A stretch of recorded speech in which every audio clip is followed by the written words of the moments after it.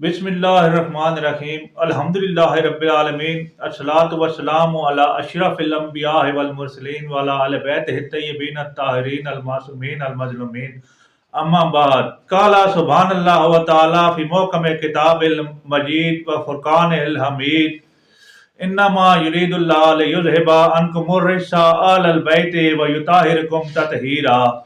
अल्लाह तो यही चाहता है कि ए अहले बैत तुम में से हर किस्म की नापाकी दूर रखे और तुम्हें ऐसा पाक करे जैसा पाक करने का हक है। मेरी ये बयान करदा आयत सूरह अहज़ाब आयत नंबर 33 में से है।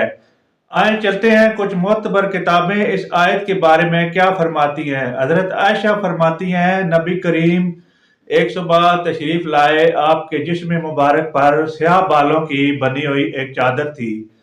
फिर हसन बिन अली आए, आपने उन्हें चादर में दाखिल कर लिया।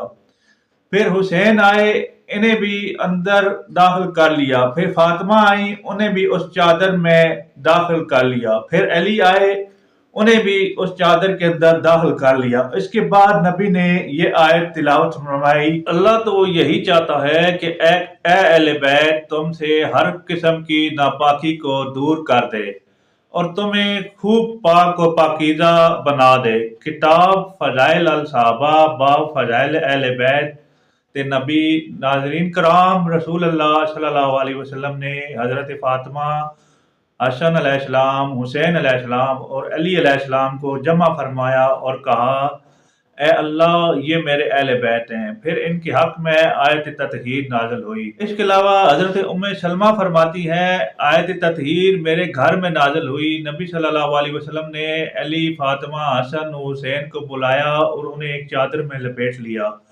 मैंने अर्ज किया, या रसूलल्लाह क्या मैं भी अहले बैत में हूँ? आपने फरमाया तुम खैर पर हो, मगर ये मेरे अहले बैत हैं। मसनद अहमद बिन हम्बल जिल्द नंबर 6 सफ़ा नंबर 292। इसके अलावा इमाम तिबरी मुतअद्दिद असनाद के साथ नकल करते हैं कि आयत ततहीर रसूलुल्लाह सल्लल्लाहु अलैहि वसल्लम, अली, फातिमा, हसन और हुसैन के बारे में नाज़िल हुई और हसन और हुसैन नबी सल्लल्लाहु अलैहि वसल्लम के अहले बैत हैं और उनकी औलाद हैं। तफसीर तिबरी जिल्द नंबर 22 सूरह अज़ाब आयत नंबर 33। इसके अलावा इब्न कसीर लिखते हैं कि ये आयत खास तौर पर अहले किसा के बारे में है, जिनमें रसूलुल्लाह सल्लल्लाहु अलैहि वसल्लम, अली, फातिमा, हसन, हुसैन शामिल हैं और इस पर सही अहादीस मौजूद हैं। हवाला के लिए देखें तफसीर इब्न कसीर जिल्द नंबर 3 सूरह अज़ाब। नाज़रीन कराम, यहाँ ये बात मैं वाज़ह कर देना चाहता हूँ कि ये जो आयत मैंने अभी पढ़ी है, ये आयत इमाम हुसैन अलैहिस्सलाम की अजमत पर दलालत करती है।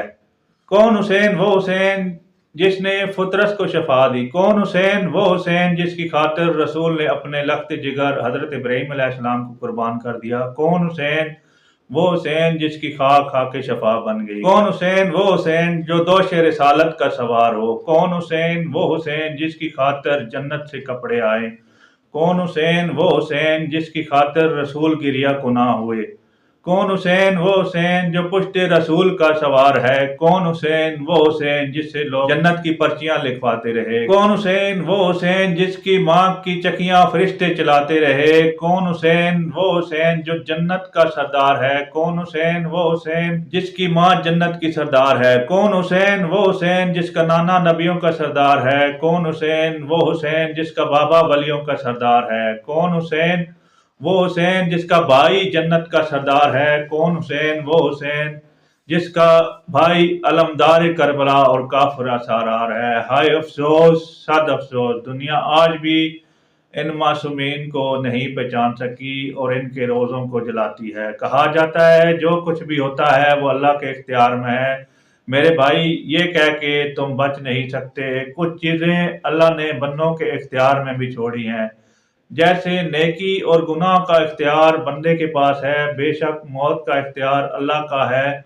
वो जब चाहे मौत दे, वो जब चाहे जिंदगी दे, जब चाहे औलाद दे, जब चाहे रिज़्क दे, जब चाहे बखत दे, जब चाहे तकदीर बदल दे।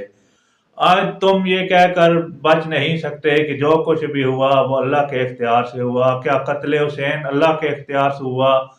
کیا مخدرات عصمت کو بازاروں میں اور درباروں میں لے جایا گیا؟ کیا یہ سب اللہ کے اختیار سے ہوا؟ کیا آج بھی ان معصومین کے روزوں کو جلایا جاتا ہے؟ یہ سب اللہ کے اختیار سے ہوا؟ نہیں، یہ سب اللہ کے اختیار سے نہیں، یہ ہم بندوں کے اختیار سے ہوتا ہے، جس کا حساب ہم نے بروز محشر ادا کرنا ہے.